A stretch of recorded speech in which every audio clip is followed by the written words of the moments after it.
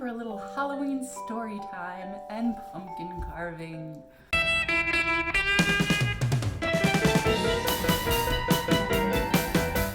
I have been carving pumpkins every Halloween for almost 3 decades, and I have learned a lot along the way. And what I've also learned is that some of these same tips and tricks I'm about to share with you in a practical sense for carving a perfect pumpkin also apply to life and this vegan transition that I have been on for the last 4.5 years. Before we dive in, if you could just take a moment and hit subscribe, that would be so awesome. Thank you so much. Everything I learned about pumpkin carving, I learned from a brand called Pumpkin Masters. Their kits look a lot like this. Now, you might take a look at those teeny tiny knives and think, no way, how is that going to handle this? There's just no way. But I have learned that these tiny knives are really sharp and really precise, and they're actually the best for it. I bought this for $4.99. The only reason I'm not using ones that I have used for years is because they did not make the cut when I moved 3,000 miles away and only took what fit in my car. But you can use these for years and years. You just want to be careful because they are a little delicate, so if you start wiggling, they will snap and break, or at least bend. Just like in life, and especially in going vegan, I knew that I was going to need to be armed with the right tools. And for me, what that meant was immediately spending a day in Barnes & Noble reading every vegan cookbook I could find, and then serendipitously discovering that there was a master's program in humane education, which is human rights, animal rights, and environmental protection. Because I didn't know any vegans in New Jersey, I was really afraid that I would feel totally alone, not have anyone to go to for questions. And I knew that by diving into this master's degree, and I was so passionate about it that I loved the idea of having a master's degree, it was one of the best decisions I ever made because I immediately found this community of like-minded souls. And I also wanted to arm myself with facts. I wanted to be able to have very scientific, evidence, fact-based conversations with people when it came to the benefits of veganism. And so by watching lots of documentaries and attending this master's program for 2.5 years, I would say maybe now I'm a subject matter expert. I mean, I don't know if you've noticed, I have my own YouTube channel. The other thing I did, and that you can easily do, and I think you already have since you're tuning into this video, is to get online and just start finding your favorite plant-based bloggers, YouTubers, websites. There are so many now, which is really exciting, and so you'll find quickly who you clicked with.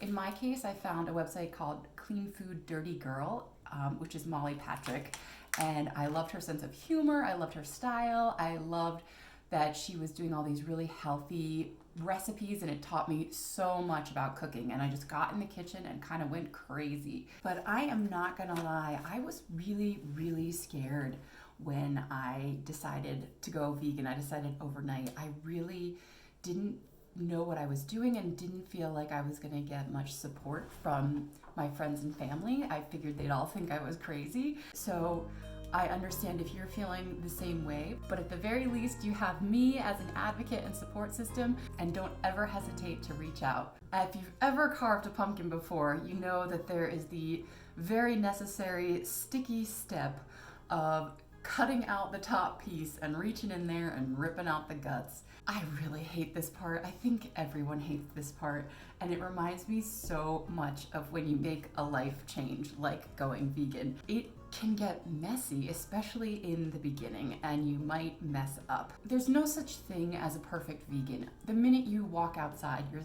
stepping on bugs and killing them. So that's my favorite example of how it's impossible to be perfectly vegan. Right now, perfect example, you're going to get your flu shot, especially this year, and it's got egg in it. And so another example of a time when I personally might just say, you know what, I'm gonna weigh these things, and if I can't get an egg-free flu shot, I'm still gonna go get one because it serves a greater purpose and a greater good, and that's why I'm vegan in the first place. A lot of being vegan is that exercise of just saying, how can I do the most good and the least harm?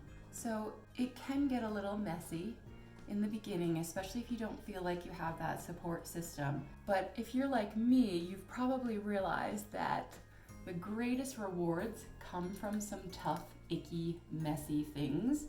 As someone who is divorced and who's quit several jobs in the last few years, moved 3,000 miles away from family. We're all going through this crazy pandemic.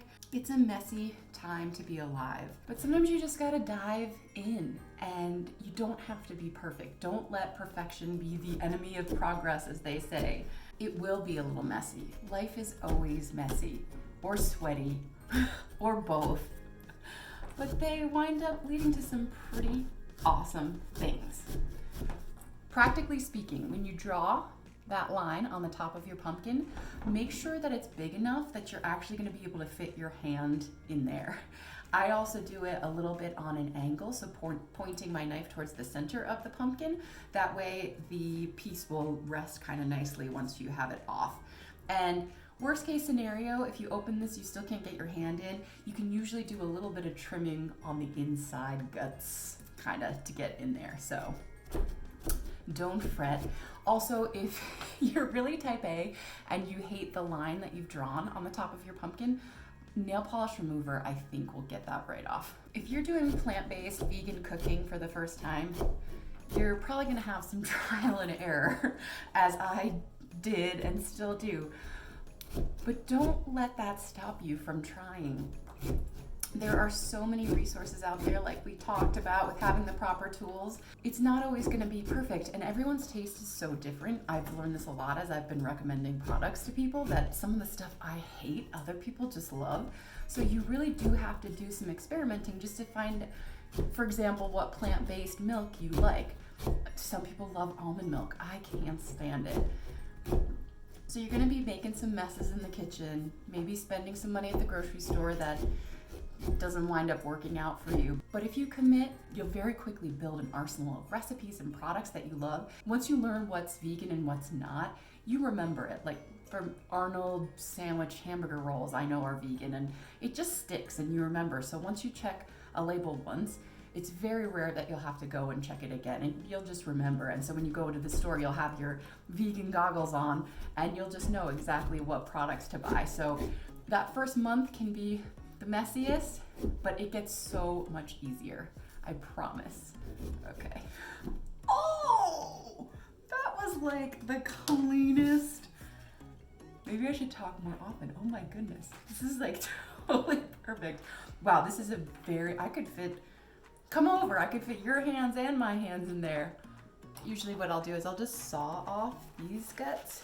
You do want to do a really good job cleaning out the inside of your pumpkin and try to get as much of that stringy stuff out as possible, because otherwise, once you're done carving and you put your candle inside, you're going to see all those stringy bits, and it'll get in the way of your glorious design. In order to effectively do that, you can do a lot of scraping on the inside of your pumpkin.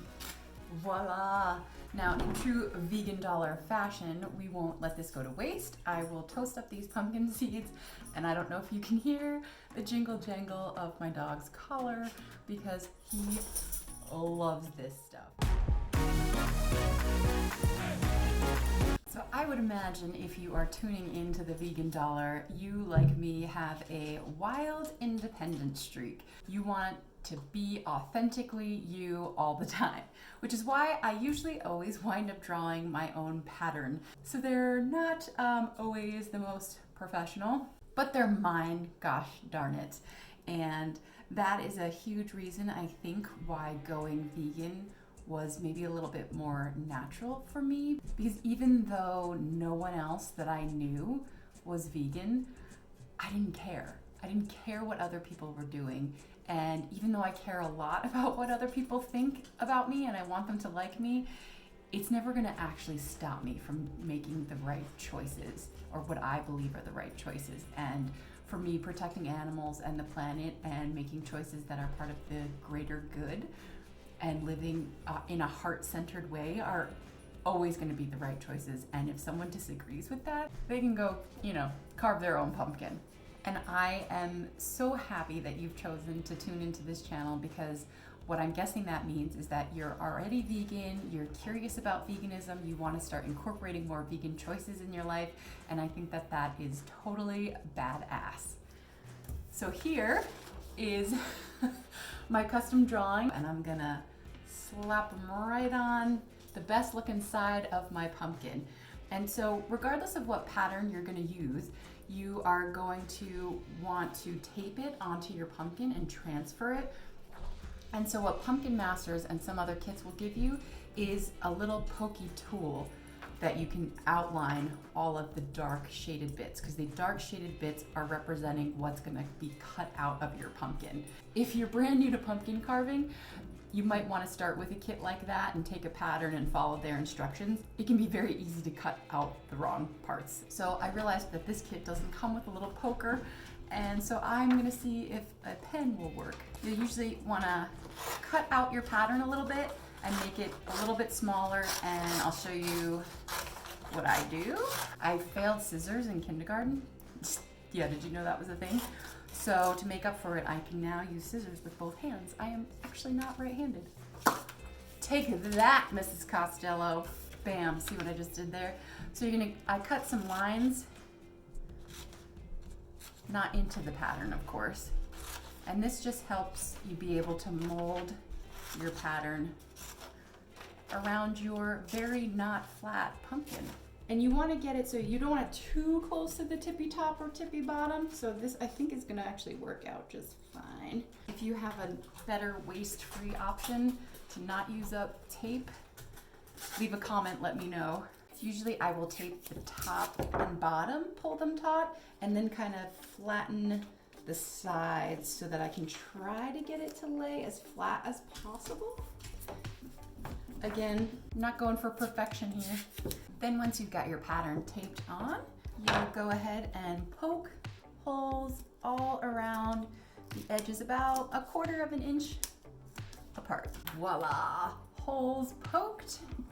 So you can go ahead and take your pattern off, and you can pop that to the side so you can still refer to it, and then hopefully you can make out your pattern. I know it's a little hard to see. Yeah, there he is.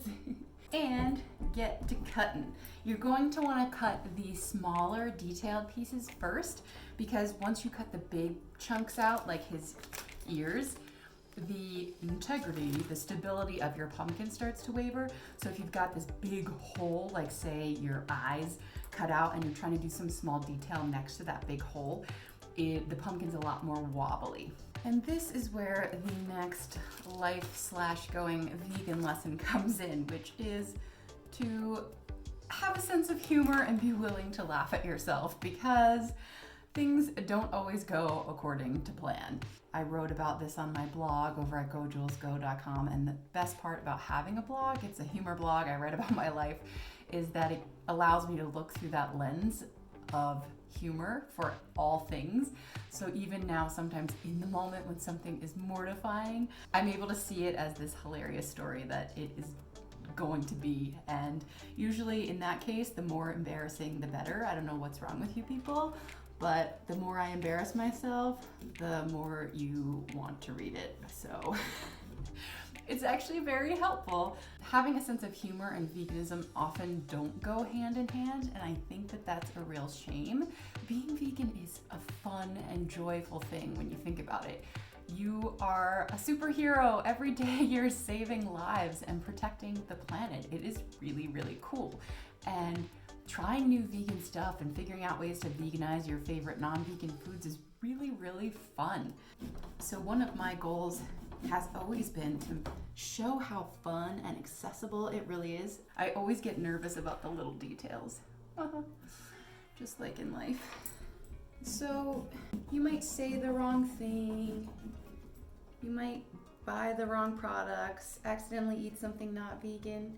If you can laugh it off, that's the goal, because honestly, what good does it do for the planet and animals if you can't have a sense of humor when you mess up? The mistake has been done, the damage has been done, and if you can shake it off and get a good story out of it, make your friends laugh too, hey, isn't that the goal? If you are a beginner carver, you might want to stick to something that doesn't have these really small pieces. Not even that because you're going to mess them up, it's just it can be a little frustrating to get all the way through and not have any stringy bits in there so that the light is actually going to shine through in the end. And a lot of times too, if you mess up when you're carving or with veganism or in life, there's always a way to fix it. And sometimes the solution to your mistake winds up being even better than the original plan. Sort of like when you're in the kitchen and you realize you don't have a key ingredient, so you try to figure out if you can use something else. That is how I have discovered some of my best recipes. Like my scalloped potatoes using a can of coconut milk. I was not sure that was gonna work. When I did that video, I'd actually never made that before. And now it's one of my favorite recipes.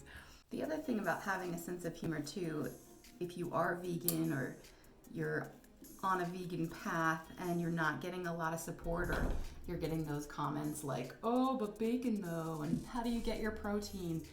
If you can just laugh that off or come up with a clever, funny response, you will save yourself so much grief, because it can get really frustrating when people don't understand why you're doing what you're doing, or maybe they're asking you questions over a meal and they're chowing down on a steak and you've got your hummus, and it can be a little bit awkward with that kind of timing, or at a dinner party or something like that. And so if you can have a little arsenal of some funny comebacks to kind of break that tension, that will serve you well. Voila! Okay, we just gotta clean this up a little bit and put a candle in her. And so I like to just stick little tea lights on the inside of my pumpkin. I usually do 3 or 4 because you want to have a lot of light in there. And speaking of, the last little life change, going vegan lesson that I have learned is, if you follow the light, and in my case that has meant making those heart-centered instead of fear-based decisions, if you do that, it'll never steer you wrong. And if you're living in a way that is for the greater good and protecting the planet and animals, how can that not be good? How can that not shed even more light on the rest of the world and our shared future? Thank you so much for tuning in. Let's light her up.